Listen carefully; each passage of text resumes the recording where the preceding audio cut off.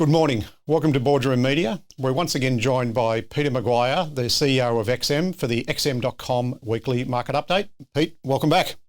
Good morning, Andrew. Now, plenty of activity again over the last week or so.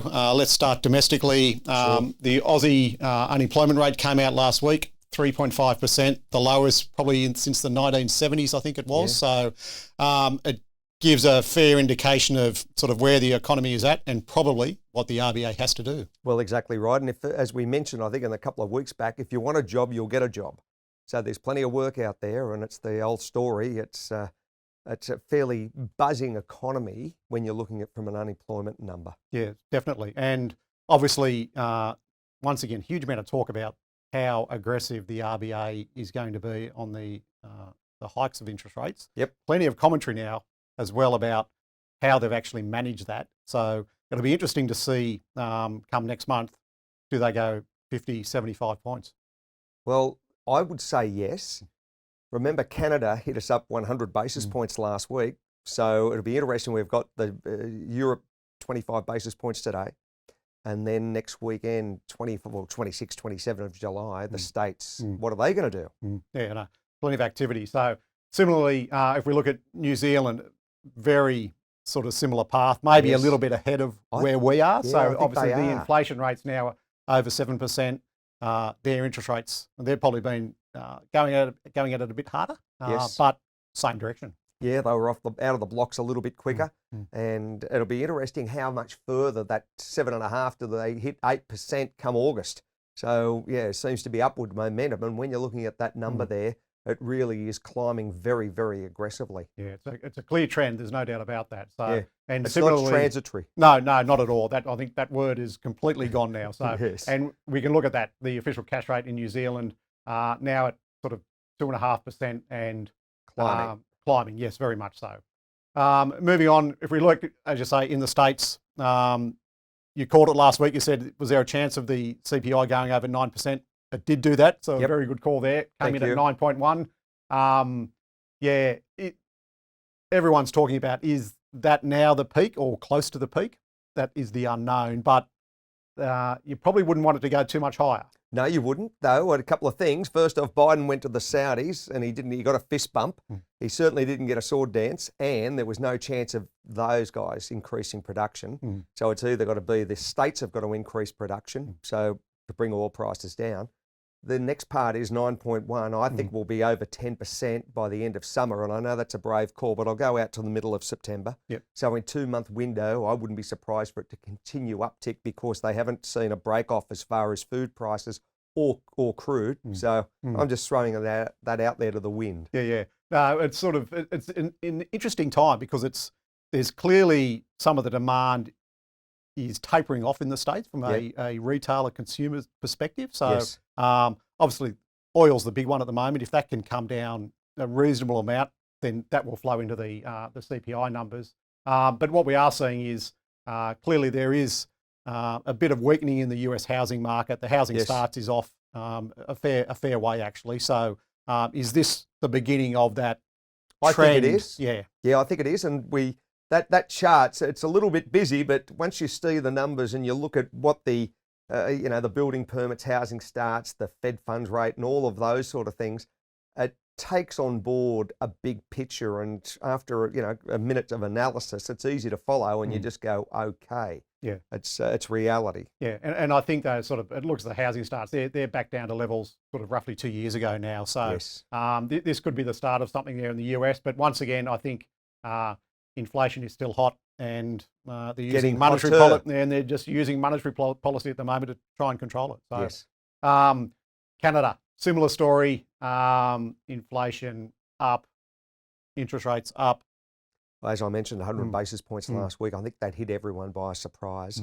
Are the states going to inhale that 100? Are they going to move similar, or they're 50 to 75?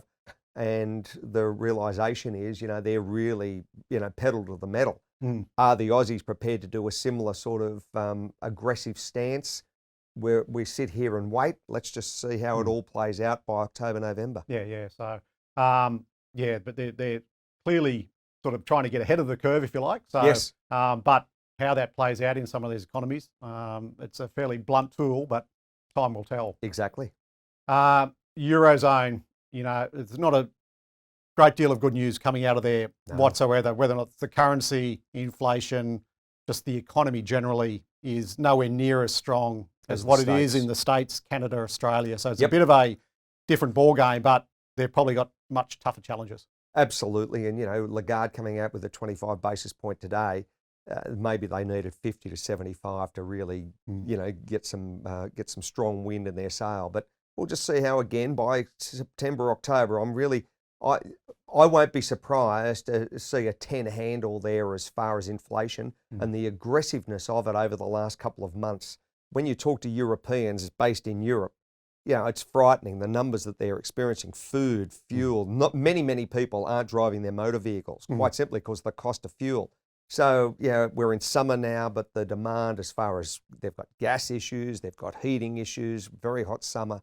So it all costs money to keep a temperate climate in your home environment. Yeah, and particularly the challenges they're going through at the moment with the wildfires. So it's out of control, really. So, yes. But it's and I guess the difficulty of managing multiple economies under the one umbrella, if you like. Very difficult. So, very difficult. You've got the growth of something like a German powerhouse, or a debt-ridden Italy, or where you are with Greece, or many of those other countries that wrap up the Eurozone. Yeah, it's a interesting model. Tough gig, yeah.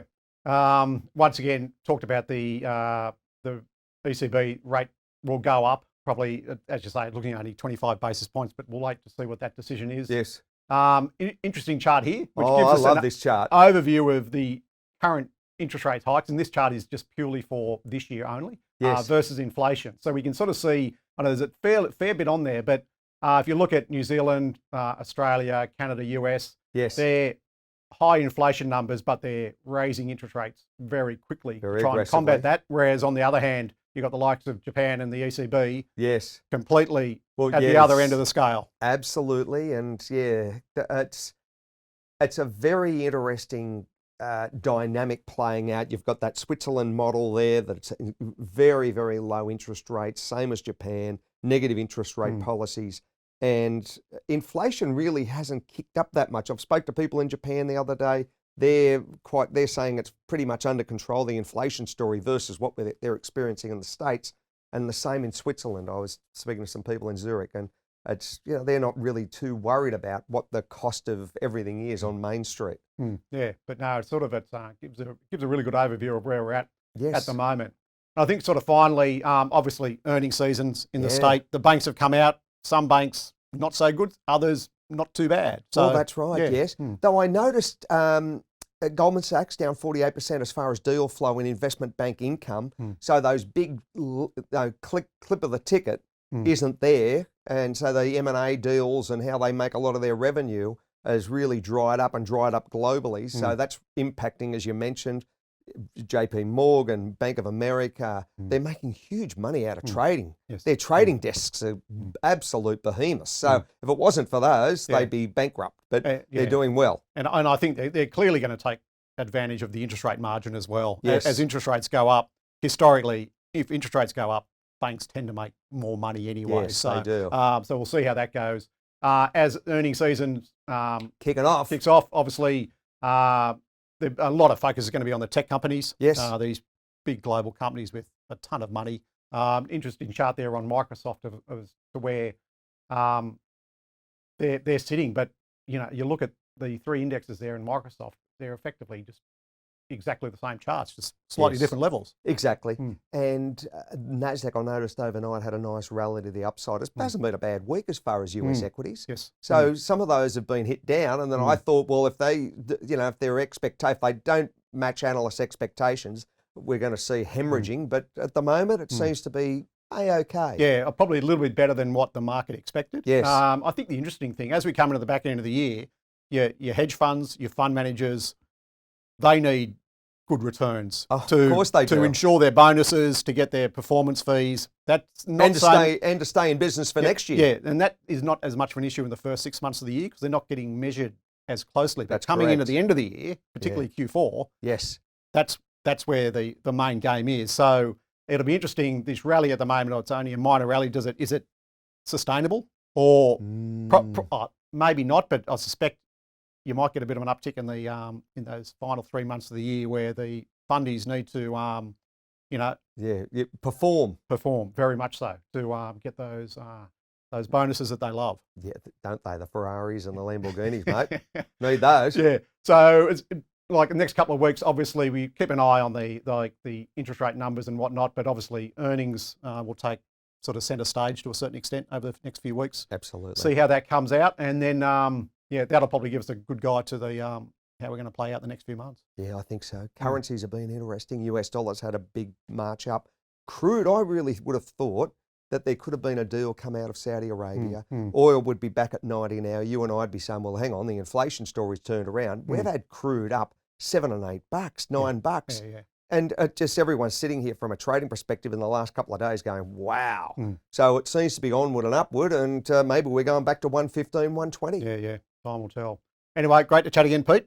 Good to see you, Andrew. Have a good week, and we'll catch up again next week. Look forward to it. Thank you. Okay, thank you.